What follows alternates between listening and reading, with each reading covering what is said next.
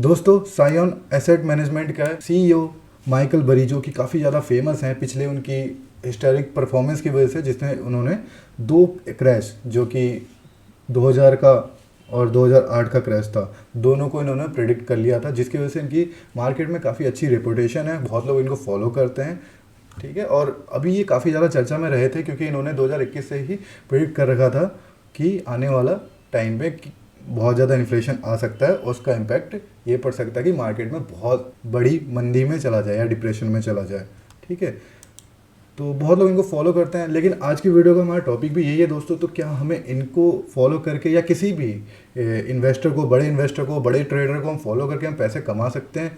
तो इस बारे में हम बात करेंगे। उसके बाद हम बात करेंगे कि मार्केट में आने वाले टाइम पे क्या हो सकता है, चार्ट में हमें क्या अपॉर्चुनिटी मिल रही है। तो पहले हम बात करते हैं दोस्तों अगर माइकल बरी की अभी पोर्टफोलियो की, तो जनरली जो भी इनको जानते होंगे अच्छे से, उनको पता होगा कि अभी इनके पोर्टफोलियो में बस एक ही स्टॉक था। ठीक है, जियो ग्रुप का एक ही स्टॉक था जो कि उन्होंने डिस्क्लोज किया था 13F में। डेट कितनी है इसकी?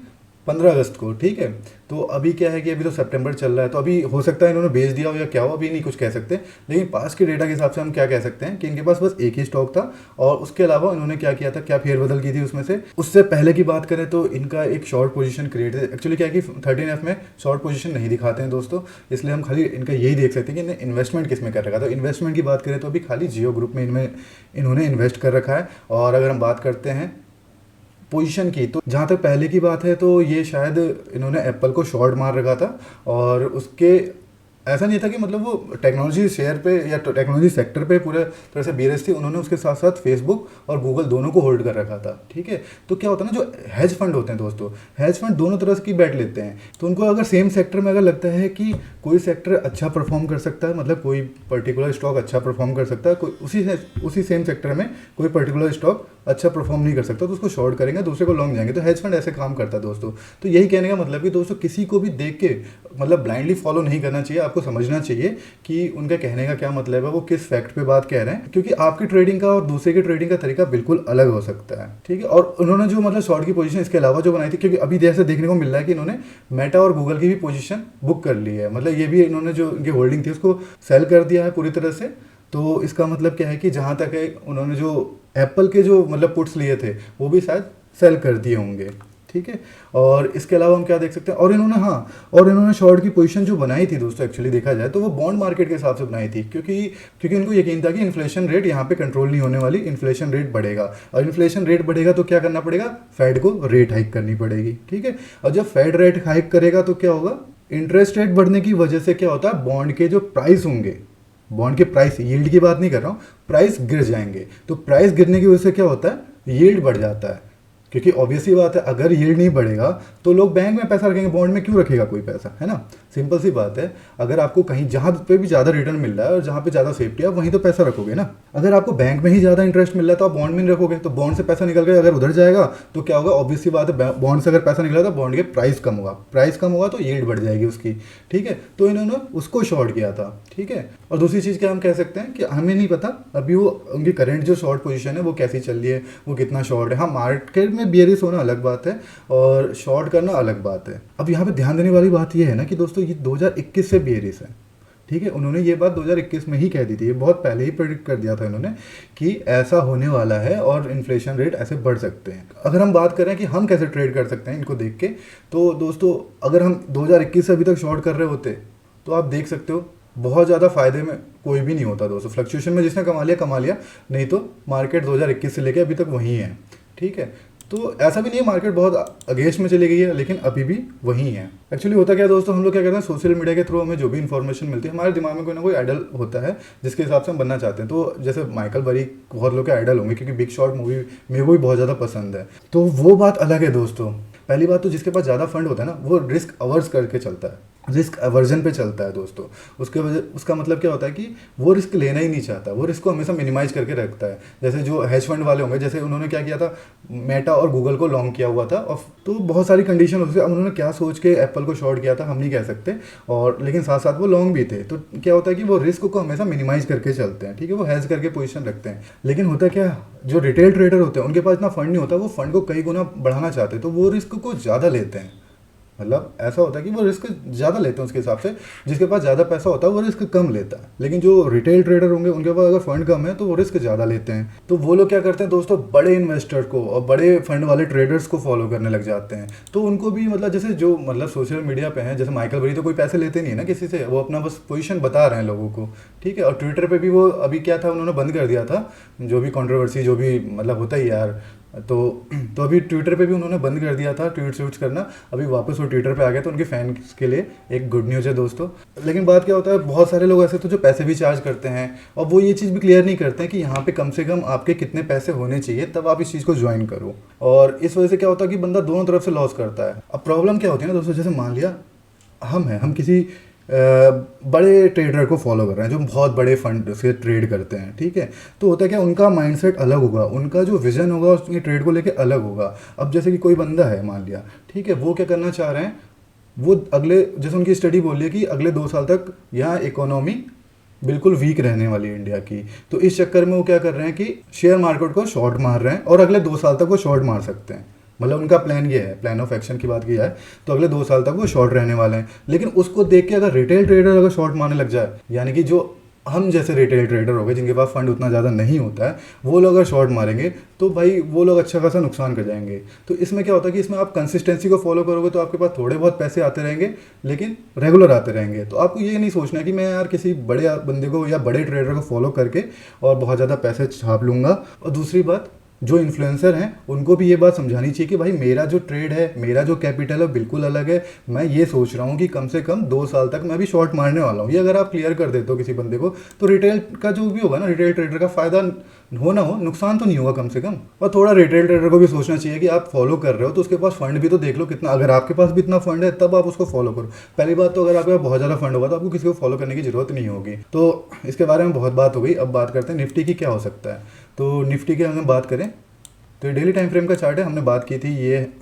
ये हमारे एक इम्पल्सिव वेव टाइप का स्ट्रक्चर हो सकता है और हम बोले थे यहाँ से करेक्शन खत्म हुई है, अब ये फिफ्थ वेव हो सकती है। लेकिन इसमें एक चीज़ ऐसे हुई है, वो मैं आपको बताता हूँ कि ये जो करेक्शन थी, हम यहाँ पे सोच रहे थे एक जिगजैग करेक्शन है, कंप्लीट हो गई। अब यहाँ से एक इम्पल्सिव वेव ऊपर तक आ सकती है और 18,500 के आसपास हमें एक अपॉर्चुनिटी मिल सकती है शॉर्ट की। बट हुआ क्या है कि दोस्तों यहाँ पे आप देखोगे 1 2 3, ये 3 वेव हो गई, ठीक है, ध्यान देना दोस्तों। फिर ये 1 2 3, ये 3 वेव हो गई। तो ये 3 वेव में इम्पल्सिव वेव नहीं होती है। अब यहाँ पे हमने ये भी बात की थी, रेजिस्टेंस है, हेड एंड शोल्डर बन रहा है, लेकिन हम यहाँ पे रेजिस्टेंस फेस करना पड़ेगा। उसके बाद A B equal to C D pattern और शार्प पैटर्न के हिसाब से यहाँ से एक रिवर्सल की ट्रेड भी मिल रही थी। तो ये क्या होता है दोस्तों, एक करेक्टिव पैटर्न होता है। ये टोटल एक करेक्टिव पैटर्न है। और ये कौन सा करेक्टिव पैटर्न है, रनिंग फ्लैट। रनिंग फ्लैट में क्या होता है, 3 3 और 5। तो रनिंग करेक्शन भी एक करेक्शन होता है। तो ये हो गया आपका ए, जिसको हम पूरा करेक्शन मान रहे थे, ठीक है। फिर ये हुआ आपका बी पॉइंट, ये 3 3 और अगली वेव आती है 5 वेव सी, ठीक है। तो यहाँ पे एक रनिंग करेक्शन हमें कंप्लीट होता हुआ दिख रहा है। तो चांसेस यहाँ से क्या बन रहे हैं कि यहाँ से एक अप मूव आ सकता है। तो दोस्तों चांसेस की बात हो रही है, इसके नीचे स्टॉप लॉस रहेगा। अगर आपको कहीं ट्रेड करने का मौका मिलता है इधर कहीं, तो यहाँ से एक ट्रेड बन सकती है दोस्तों। तो दोस्तों अगर कोई पहले से लॉन्ग है तो उसके लिए तो क्या करना है, स्टॉप लॉस को मूव कर देना है बस। और अगर कोई अभी लॉन्ग जाना चाहता है तो इसके नीचे स्टॉप लॉस रखेगा, क्योंकि सी वेव जब तक इसको इनवैलिड नहीं कर देती ये वाली वेव, तब तक कोई हम नहीं मान सकते नीचे की तरफ मूवमेंट आएगी। दूसरी पॉसिबिलिटी क्या हो सकती है, ये एक इम्पल्सिव वेव है और ये करेक्टिव वेव है, ठीक है। यहाँ पे एक मिसिंग वेव हो सकती है। मिसिंग वेव क्या होती है, 1 2 3 4, फोर्थ वेव यहाँ पे और ये फिफ्थ वेव हो गई हो। लेकिन इसमें क्या है कि ये जो पॉइंट है ये इस पॉइंट को टच कर रहा है, यानी कि अगर ये 1 2 होता तो थर्ड फोर्थ वेव इसके अंदर नहीं आनी चाहिए, या तो फिर ये होता, क्या कहते हैं उसको, लीडिंग डायगोनल टाइप, ठीक है, सॉरी एंडिंग डायगोनल टाइप का पैटर्न होता। लेकिन अभी तक हम ये मान के चलेंगे कि ए बी सी ये करेक्टिव हो गई, यहाँ से एक इम्पल्सिव वेव चल रही है जो कि फिफ्थ वेव हो सकती है, ठीक है। तो फिफ्थ वेव कहाँ तक होगी, इसको हम डेली टाइम फ्रेम पे फिर से कर लेते हैं। तो फिफ्थ वेव कहाँ तक हो सकती है दोस्तों, अगर हम एरो की बात करें तो जनरली क्या होता है कि फर्स्ट वेव के बराबर होती है, ठीक है। तो फिफ्थ वेव, तो इसको हम यहाँ पे रख देते हैं एरो को लेके, या तो क्लोन करके रख लो या इसी एरो को उठा के रख लो। तो यहाँ तक आ सकती है, चांसेस ऐसे बन रहे हैं। और दूसरी बात हम क्या देख रहे थे, जो शार्क पैटर्न के हिसाब से देख रहे थे। तो शार्क पैटर्न का हम बात करें तो 113 और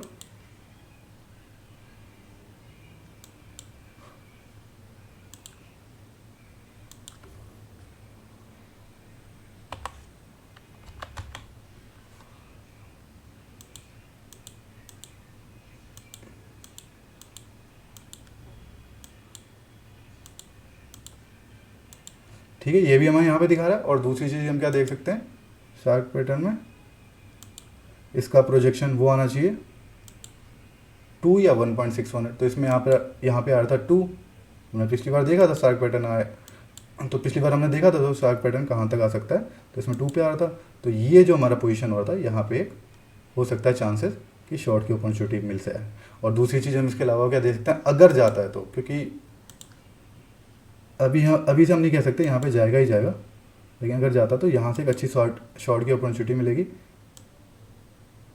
और देखा जाए तो यहाँ पे एक वुल वेव भी बन सकती है, इसके बारे में बाद में बात करेंगे, फिलहाल प्राइस ऊपर जाता है तो। और एक और चीज़ हम देख सकते हैं कि A B is equal to C D pattern कहाँ बन रहा है, तो ये होगा आपका ए बी लेग। ठीक है, इसको क्लोन कर देंगे तो ये मिल गया हमें सी डी लेग। तो ये भी हमें यहाँ पे कहीं दिखा रहा है, तो चांसेस है। और इधर हमें रेजिस्टेंस भी देखने को मिला है, तो चांसेस है कि यहाँ से प्राइस आ सकता है। और उसका हमने बताया था कि 50% के आसपास आ सकता है वो, क्योंकि यहाँ पे 5-4 पैटर्न बन सकता है। उसके बाद हम देखेंगे, बहुत लोग ऐसा बोलेंगे प्राइस 12,000-13,000 जाएगा, लेकिन जहाँ पे भी जाएगा दोस्तों पहले यहाँ पे आएगा। ठीक है, अगर नीचे जाना होगा तो यहाँ पे आएगा, उसके बाद हम देखेंगे, क्योंकि डायरेक्ट तो चला नहीं जाएगा, पहले यहाँ पे आए, उसके बाद देखेंगे प्राइस का कैसा मोमेंटम रह रहा है और कैसा स्ट्रक्चर रह रहा है प्राइस का। ठीक है, उसके बाद से हम देखेंगे। फिलहाल हम क्या देख रहे हैं कि यहाँ से हमें चांसेस लग रहे हैं कि ऊपर की तरफ प्राइस जाता हो दिख सकता है। तो दोस्तों थोड़ा बहुत ध्यान देने वाली बात है कि शाम को फेड का भी बयान आने वाला है, वो कितना रेट हाइक कर सकते हैं इसके बारे में 75 बेसिस पॉइंट पे कर सकते हैं, 100 बेसिस पॉइंट पे कर सकते हैं। लेकिन जहाँ तक उम्मीद है, जो प्राइस की बात करूँ तो प्राइस के चांसेस ज़्यादातर ऊपर जाने के लग रहे हैं। थोड़ा बहुत शॉर्ट टर्म में नीचे आए, उसके बाद से ऊपर जा सकता है, क्योंकि यहाँ पे आप देखोगे तो ये फर्स्ट वेव हो गई है, सेकंड वेव हो गई है, अब हो सकता है थर्ड आए, फोर्थ आए, फिफ्थ आए। तो ये हमारी जो इम्पल्सिव वेव होगी ये यहाँ पे कंप्लीट होती चली जाए शायद, मतलब थर्ड वेव यहाँ तक कहीं आ गई, फोर्थ एंड फिफ्थ अगर ऐसा होता है तो यहाँ से एक अच्छी खासी शॉर्ट की अपॉर्चुनिटी मिलेगी दोस्तों। ठीक है, और तब तक उससे पहले अगर शॉर्ट करने का यहाँ नहीं सोचना है, अगर सोचना है तो इसके नीचे जाए। ठीक है, इसके प्राइस नीचे आता है तब हम डिसाइड करेंगे या हम देखेंगे कि शॉर्ट करना है या नहीं करना है। फिलहाल यहाँ से तो कोई भी अपॉर्चुनिटी नहीं है कि शॉर्ट की। तो मिलते हैं दोस्तों नेक्स्ट वीडियो में बने रहने के लिए धन्यवाद।